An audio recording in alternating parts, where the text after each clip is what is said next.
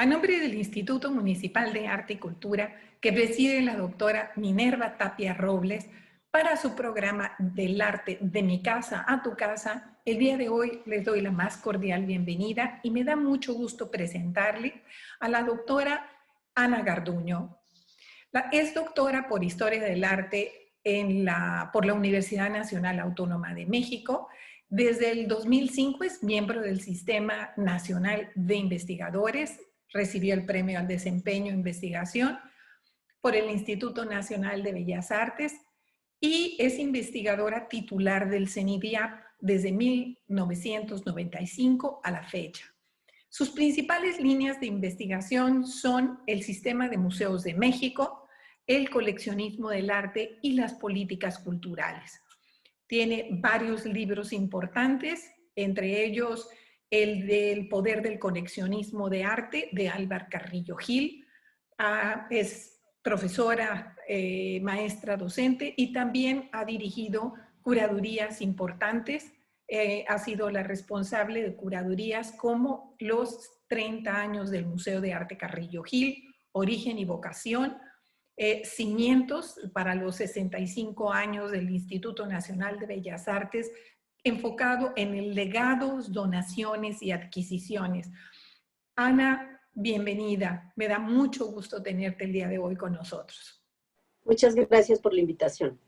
Para empezar, soy investigadora del INBA y profesora de la UNAM y de la ENCRIM, de la Escuela de Restauración, que tiene una maestría en museos, donde justamente imparto estas materias de coleccionismo en general. Todo el coleccionismo puede ser antropológico, arqueológico, coleccionismo de artes populares, etcétera, pero sí, sobre todo en coleccionismo de arte. Es que existe, por supuesto, un coleccionismo íntimo, privado, que no incide socialmente demasiado, pero del que nos ocupamos los investigadores es del público, el coleccionismo público, el que se da a conocer, el que fomenta y fortalece las colecciones estatales, municipales, o que arma sus propias instituciones y hace sus propios museos, digamos, ¿no?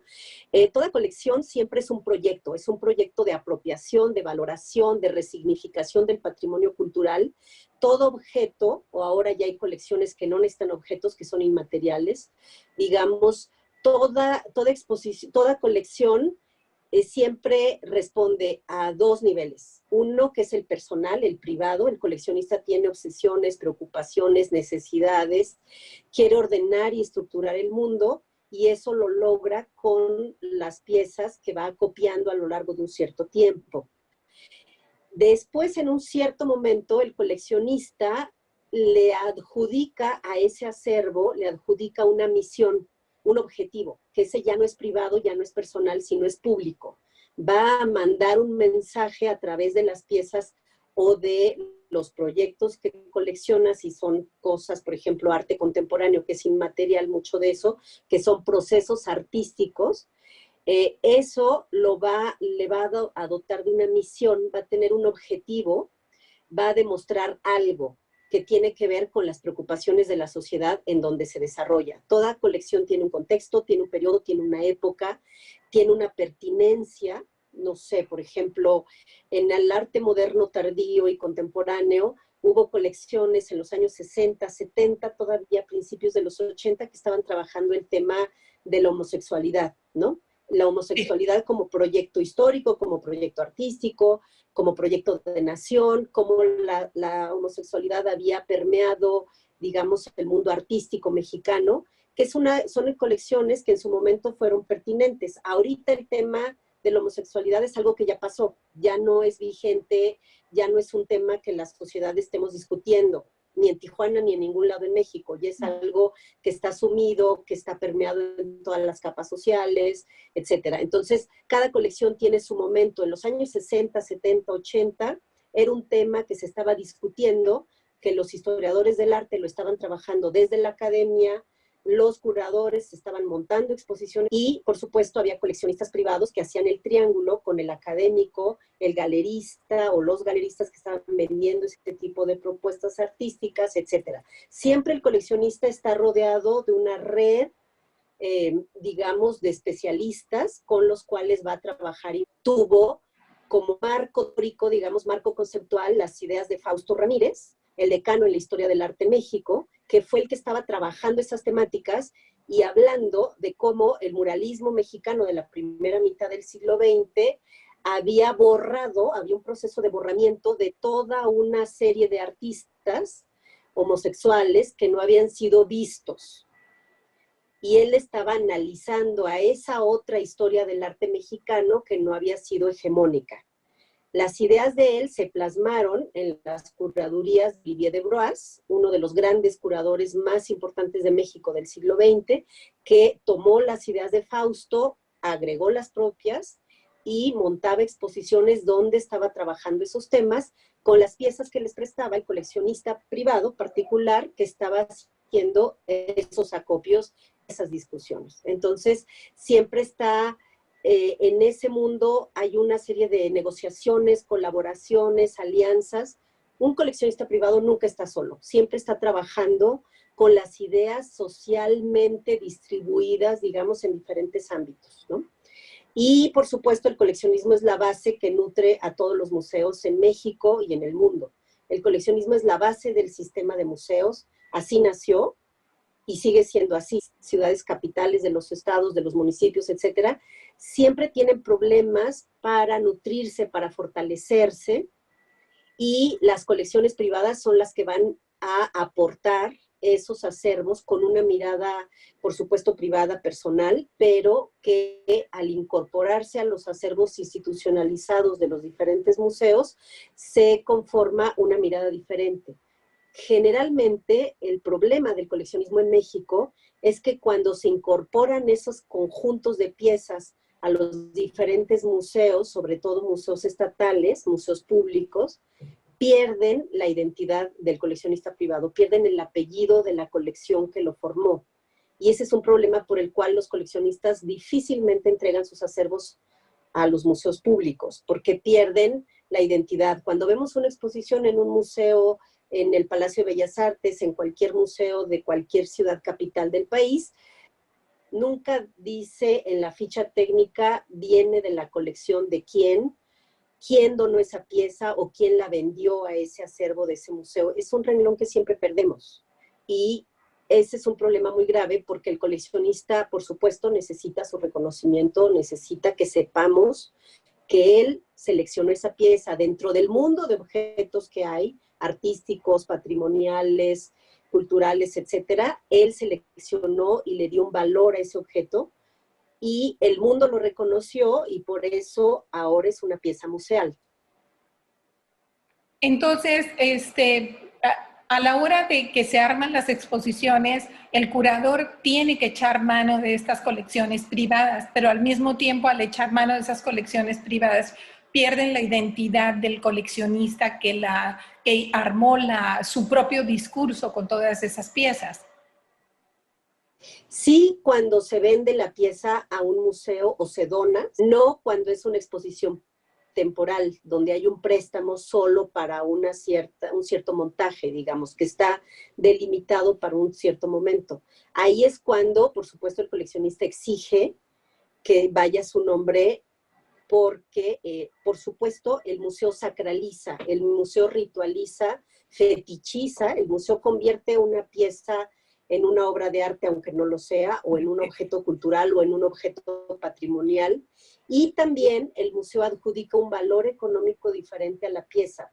Al coleccionista le interesa mucho que su pieza esté, y por eso generalmente colaboran con los museos, porque el valor de un objeto cuando entra a un museo y se exhibe temporalmente es diferente cuando entró que cuando sale del museo, claro, porque en mercado se va a revalorar, porque en el pedigrí de la pieza ya dice exhibida en el Museo de Arte Moderno, exhibida en el Secut en Tijuana, etc. En la historia de los museos en México, cuando un acervo ingresa a otro acervo más grande, a una colección más grande, normalmente pierde el dato de origen, de la procedencia, de dónde llegó.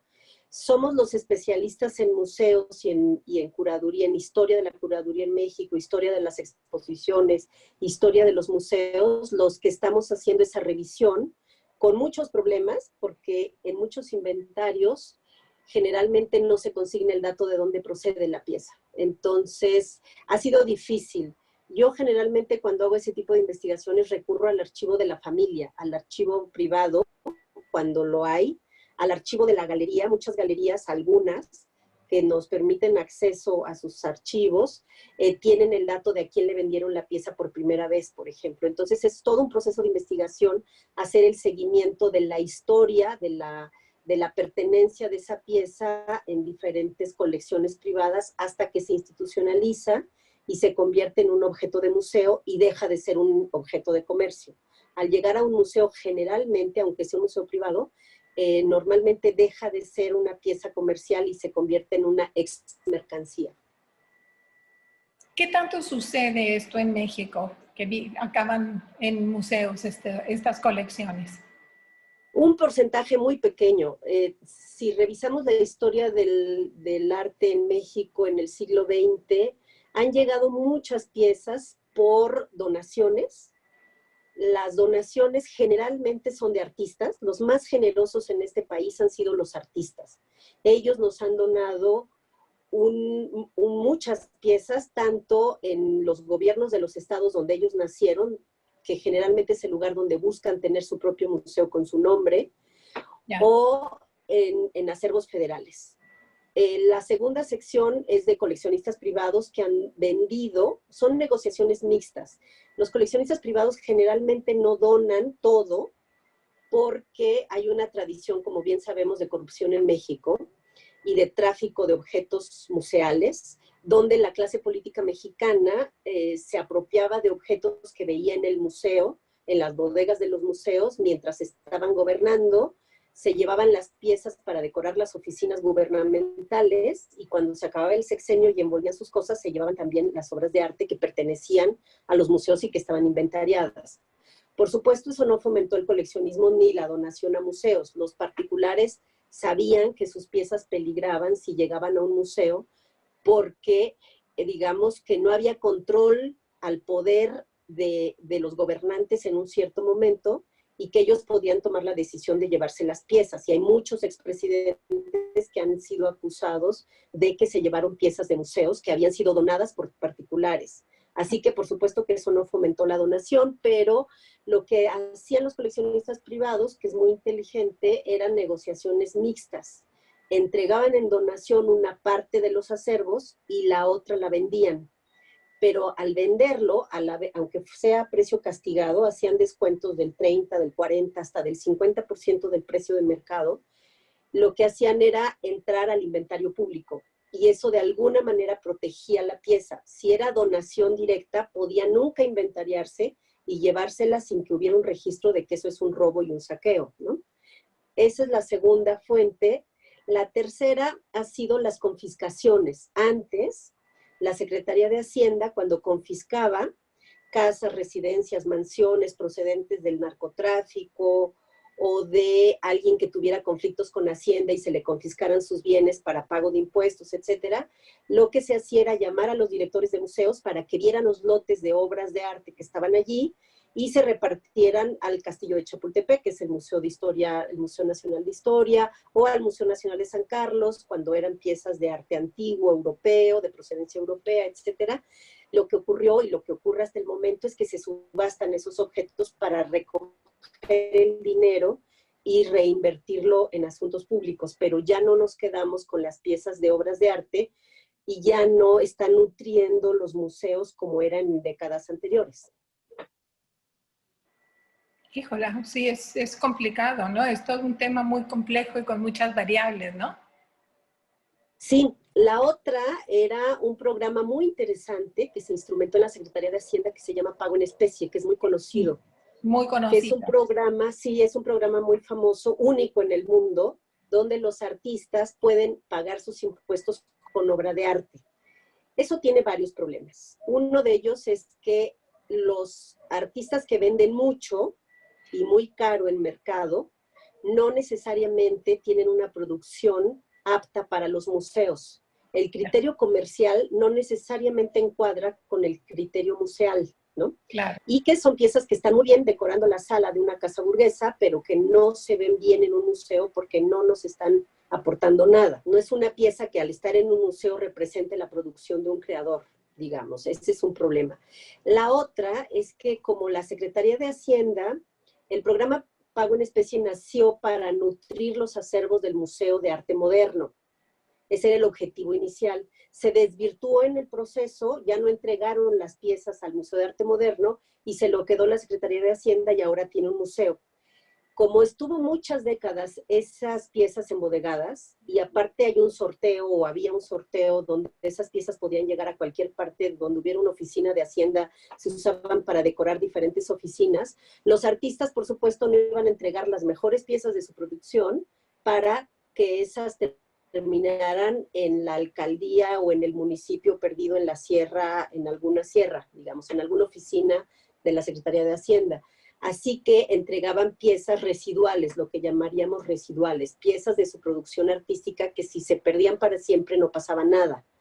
Por lo tanto, la colección de la Secretaría de Hacienda no necesariamente es un acervo que nos dé orgullo presentar, que tiene muchas piezas que son, digamos, que no son de categoría museo, lo que llamaríamos categoría museo. Así que es una colección que se ha hecho con muy buenas intenciones en la mayoría de los casos, algunos artistas con muy poca mirada de futuro, con muy poca idea de proyecto histórico, de cómo querían quedar representados, entregaron piezas bastante dudosas de calidad artística, digámoslo así. Tal vez en otras generaciones los revisiten y opinen diferente a como yo opino, y no nos quedamos con las mejores piezas de artistas reconocidos.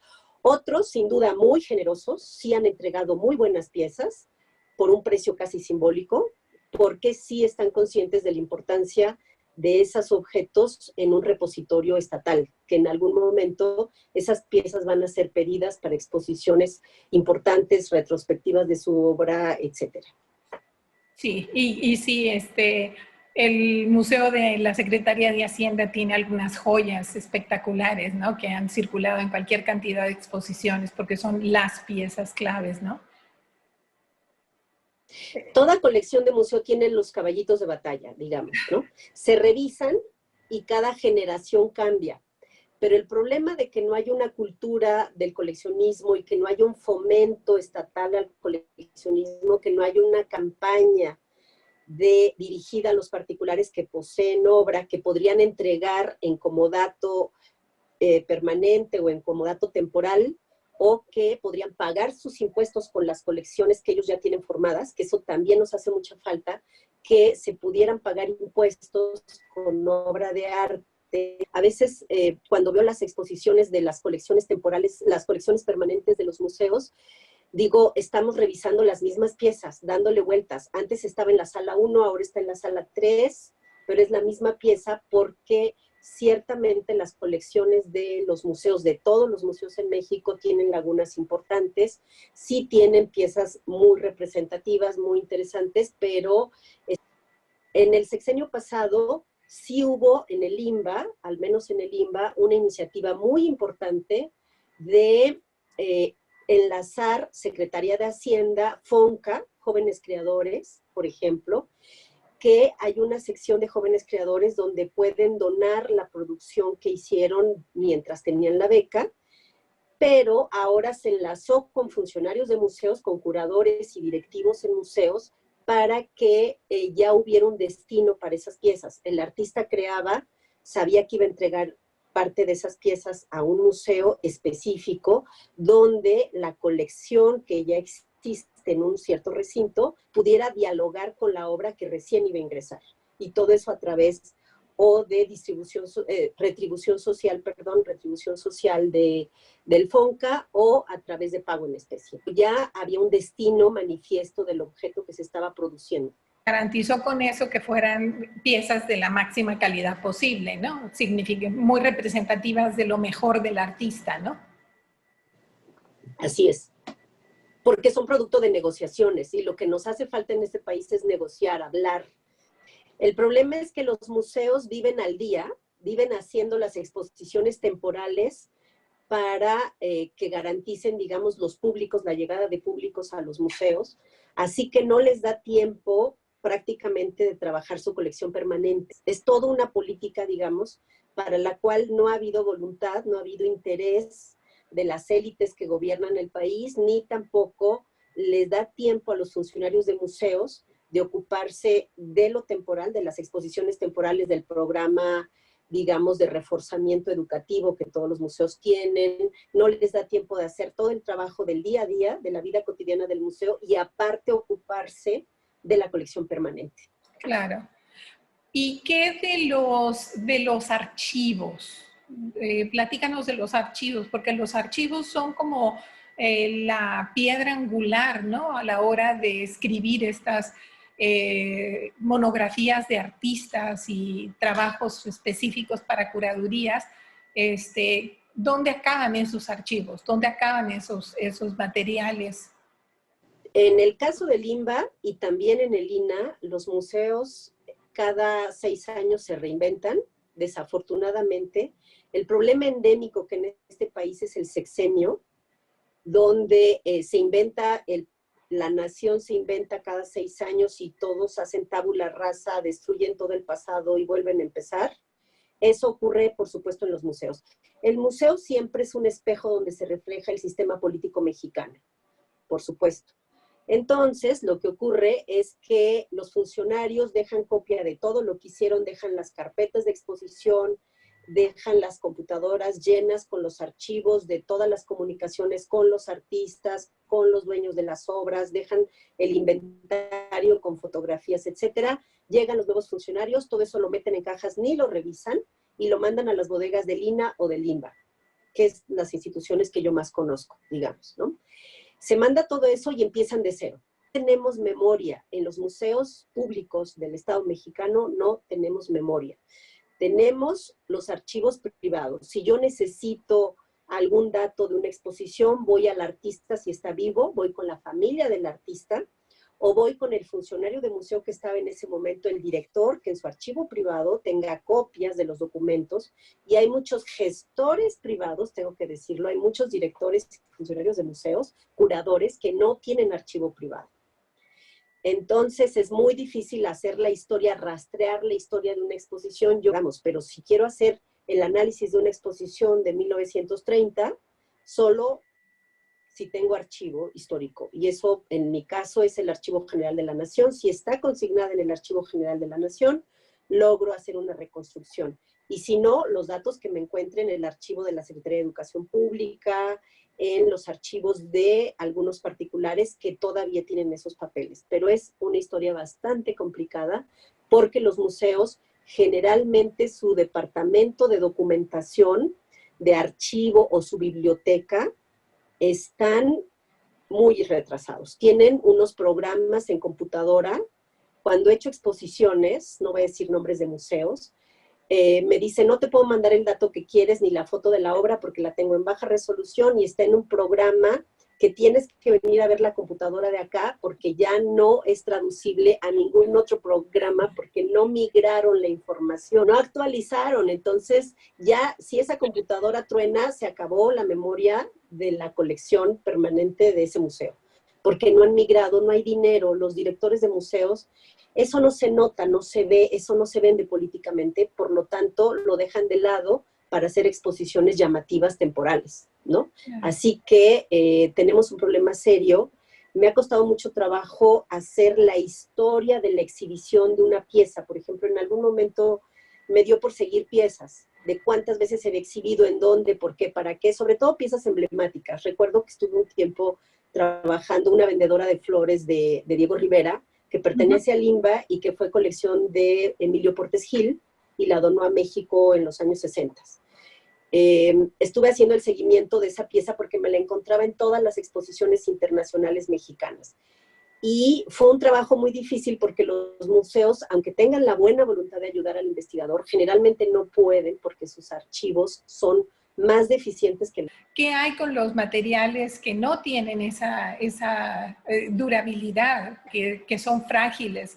Fotografías, negativos, que no resisten el embate del tiempo de la misma manera, ¿no? Sí, es difícil. Encontrar fotografías de montajes de exposiciones, aún en el Palacio de Bellas Artes, es muy complicado. Preservamos objetos, pero no memorias. Y respondiendo a tu pregunta, es muy interesante para mí que los museos que tienen colecciones no objetuales son los que están comprometidos con resguardar la memoria de sus exposiciones. Como esos son los museos de vanguardia, los que trabajan arte contemporáneo, son los que están cuidando preservar esa memoria. Tú también has rastreado las exposiciones mexicanas en el extranjero. O sea, esta imagen que México presenta al extranjero de su producción artística y por ende podemos hablar de su identidad, ¿no? Claro, sí, esta es una pregunta que me obsesionó durante mucho tiempo. Ahora ya me aburre un poco, debo decir que ya he trabajado mucho ese tema. Fue muy interesante para mí porque analizar la exposición como objeto de estudio es algo que no se hacía en mi generación. Nosotros empezamos a hacerlo hace ya como 20 años más o menos, a analizar una exposición como un todo. En mi época, cuando empecé a trabajar historia del arte, y registré mi tesis de doctorado como una tesis dedicada al análisis de una colección específica, la del doctor Álvaro Carrillo Gil, que creó su museo en San Ángel, en el sur de la Ciudad de México, en los años 70, y analizar la biografía de un artista o la producción plástica de un artista sí es parte de la historia del arte, pero un agente cultural como un coleccionista, un galerista, un comerciante, etcétera, esa parte no se veía. El gestor cultural como tal todavía hace 20, 25 años no estaba bien revalorado. Ahora, por supuesto, es algo natural y que hacemos mucho. Igual ocurrió en el mundo de las exposiciones. Analizar una exposición en sí misma parecía que era ocioso. Ahora nos damos cuenta que una exposición por sí sola puede explicarnos lo que estaba sucediendo en un lugar, en un momento histórico preciso. Por ejemplo, hace poco estuve trabajando una colección, la colección Hammer, que llegó a México en los años 70, en el primer año del gobierno de López Portillo. Entonces hay una serie de negociaciones importantes que exceden el mundo del arte, pero que al mismo tiempo lo replican, lo explican y nos indican por qué rompió récord de asistencia. Por temas siempre tienen que ver con poder. Por supuesto, todo lo que tiene que ver con museo es un asunto de poder y todo es un asunto político. Toda colección también lo tiene. No conozco una colección privada de arte que no tenga un sesgo político y que no tenga un asunto social que esté discutiendo. No hay colecciones que solo trabajen temas privados. Sí, por supuesto, representa la biografía de un personaje, su autorrepresentación, su autoimagen de cómo quiere darse a conocer ante el mundo, pero también es una colección que nos representa socialmente, que habla de nosotros como comunidad cultural. Yo creo que todas las crisis siempre son productivas, más llamativa, más visible. Y ahora, gracias a la pandemia, todos los museos están teniendo que invertir en algo que no tenían planeado, que es reforzar su salida a los medios, ¿no? Todos están teniendo que invertir para reforzar, reformular su aspecto virtual, digamos, al que casi no le metían dinero, al que casi no le daban importancia de cómo se ve. Y ahora eso está mejorando enormemente. Hemos llegado en meses, en 3 meses, en 5 meses de pandemia, estamos llegando a niveles de los museos donde están mega atentos al asunto de la comunicación virtual. Los museos públicos ahora están empezando a reformular cuál es el mensaje que quieren dar a través de las redes. Los museos públicos siempre estaban esperando la visita presencial. Esta labor entre ustedes investigadores y el museo muchas veces es lo que derivaba en los catálogos. Ahora, ¿qué sucede si no va a haber un catálogo impreso? Sí, el problema del libro, ese es un problema muy serio. Los investigadores estamos sufriendo mucho porque nosotros somos fetichistas, amamos el libro, creemos en el libro como un objeto artístico, histórico, importante, y el libro está Confieso muriendo. Que yo también. Sí, y el libro está muriendo, el libro en general está muriendo, ¿no? Estamos ahora en formato PDF, es lo que priva, y el libro puede ser impreso o nunca vivir la impresión en papel y existir, y de todas maneras existir y circular. El problema de la vida del libro virtual es que tiene que ser más corto. Tiene que ser, no pueden ser textos tan largos, no pueden ser, por lo tanto, un desarrollo, digamos, de ideas como más a fondo. Y eso es lo que a mí me preocupa, que vamos a superficializar la información porque lo que te exige un texto en PDF es menos páginas, menos rollo, por supuesto, pero también menos calidad de profundidad en la información, en el análisis, y lo que ofrecemos los investigadores, que siempre es interpretación, ¿no? Una interpretación crítica. Por supuesto es un reto para nosotros porque tendremos que aprender a escribir más sucintamente, no tendremos que ser tan rolleros, ¿no? Pero también es un problema de cuántas cuartillas necesito para explicar un proceso artístico, que a veces es tan complejo que no lo puedo meter en 2 páginas. Sí, y se acaba repitiendo la misma análisis inicial, superficial, y de ahí no se avanza, ¿no? Y te pasa que te lo encuentras el mismo en todas las páginas repetido ad infinitum, ¿no? Claro. Y también hay otro problema, que es tan costoso hacer un libro virtual como un libro impreso prácticamente. O sea, la gente piensa que es mucho más barato no imprimir el libro. Sí es más barato, pero no tanta diferencia, ¿no? Porque lo único que no se paga es el papel, la tinta, los colores, la pasta, pero digamos que todo lo demás, todos los especialistas que intervienen en hacer un libro en PDF, somos exactamente los mismos. Sí, y la distribución, que puede ser una de las cuestiones más costosas, ¿no? Y que es el problema con los museos públicos, que siempre tenemos problema, que generamos productos de alta calidad, de primer nivel. Si yo quiero saber qué ha pasado con el análisis de los artistas que han tenido exposiciones en los últimos 20 años, está en los catálogos, porque son productos que necesariamente tienen que salir para una exposición temporal. Dejan lo último que se está pensando, lo más reciente de las preocupaciones colectivas en materia de arte y de cultura, porque se hacen en el mismo año que se montó la exposición. Agradezco infinitamente que hayas compartido con este público tu conocimiento sobre el tema. Te estaremos mandando preguntitas que nos haga el público. Ok, ¿sale? Claro que sí. Muchas gracias y muchísimo gusto en verte.